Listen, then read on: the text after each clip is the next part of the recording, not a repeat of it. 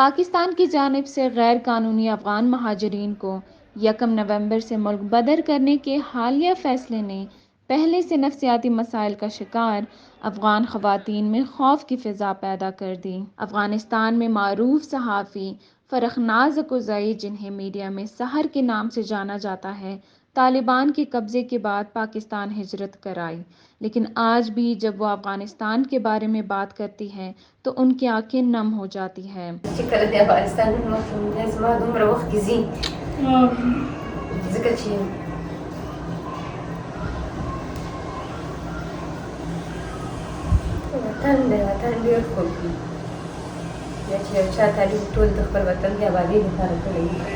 وہ حالیہ حالات کی وجہ سے نہ صرف خود تناؤ کا شکار ہیں بلکہ افغانستان میں ان کا پورا خاندان ان کے لیے تناؤ میں مبتلا ہے۔ اگرچہ میرے پاس ویزا اور دیگر دستاویزات ہیں، لیکن پھر بھی میرے والد اور خاندان والے کہتے ہیں کہ گھر سے باہر مت جانا کیونکہ میں اکیلی رہتی ہوں اور کہیں پولیس والے مجھے گرفتار نہ کر لیں۔ میں ہمیشہ یہ مثال دیتی ہوں کہ تم آؤ اور میری طرح اکیلے رہنے لگو، پھر تمہیں احساس ہوگا کہ میرا کیا حال ہے۔ گزشتہ سال نئی حکومت کی وجہ سے میں 4 ماہ سے زائد عرصے کے لیے ذہنی طور پر بیمار رہی، اور میرے لیے اپنے خاندان اور ملک کو چھوڑ کر آنا جہاں میں کچھ کرنا چاہتی ہوں بہت مشکل تھا۔ یہاں کا ہر افغان، اسکول جانے والے سے لے کر باہر کام کرنے والوں تک، وہ ڈی پورٹ اور دیگر مسائل کی وجہ سے ذہنی طور پر پریشان ہے۔ اقوام متحدہ کی 3 ایجنسیوں کی مشترکہ رپورٹ کے مطابق افغان خواتین کی اکثریت بے یقینی اور بنیادی حقوق کی کمی کی وجہ سے ذہنی مسائل کا شکار ہے۔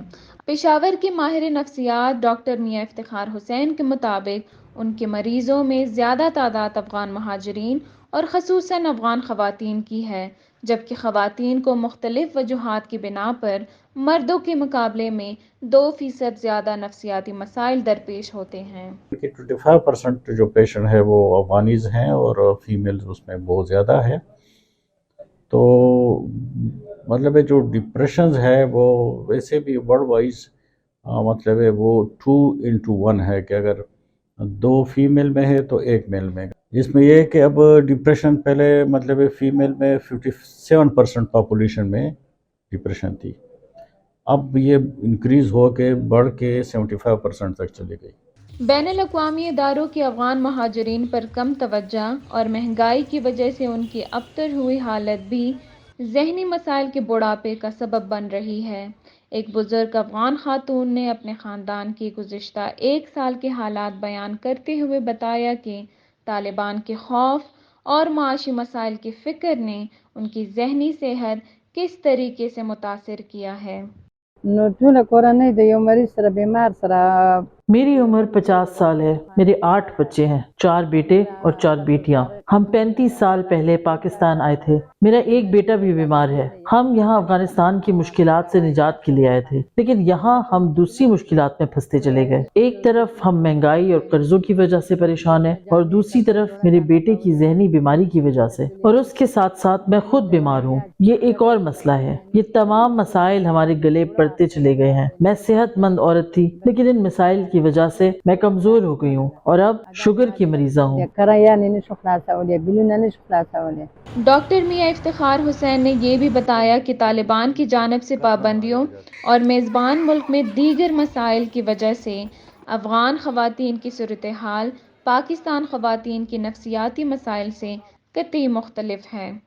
یہ جو خواتین ہیں انہوں نے مطلب سوشل میڈیا تک ایکسیس ہے، ان کو اپنے رائٹس کا پتہ ہے، انہوں نے اشرف غنی کا دور بھی دیکھا ہے جو مطلب نسبت لبرل تھا، تعلیم، ایجوکیشن سارے انسٹیٹیوشن کھولے تھے، تو اتنی جب اس میں اتنی قطغن آ جاتی ہے، بندش آ جاتی ہے، اس کو پنجرے میں بند کر دیتے ہیں کہ وہ ایجوکیشن نہیں، انسٹیٹیوشن نہیں جا سکتی، وہ جاب نہیں کر سکتی، وہ کوئی نارمل بیوٹی پارلر وہ نہیں جا سکتی، پارک نہیں جا سکتی، انٹرٹینمنٹ نہیں کر سکتے، تو اوبیسلی ان کے وہ جو انگزائٹی، ڈپریشن اور مایوسی ہے اور سوسائڈل یہ چیزیں یعنی بہت زیادہ بڑھ گئی ہیں۔ افغان خواتین کا کہنا ہے کہ طالبان کی طرف سے خواتین کی خود مختاری اور تعلیم سمیت مختلف قسم کی حق تلفیوں نے افغان خواتین کے مستقبل پر سوالیہ نشان لگا دیا تھا، لیکن اب پاکستان کی طرف سے واپسی کا فیصلہ ان کو موت کے منہ میں دھکیلنے کے مترادف ہے۔ خیبر پختونخوا سے جمائمہ آفریدی، voicepk.net۔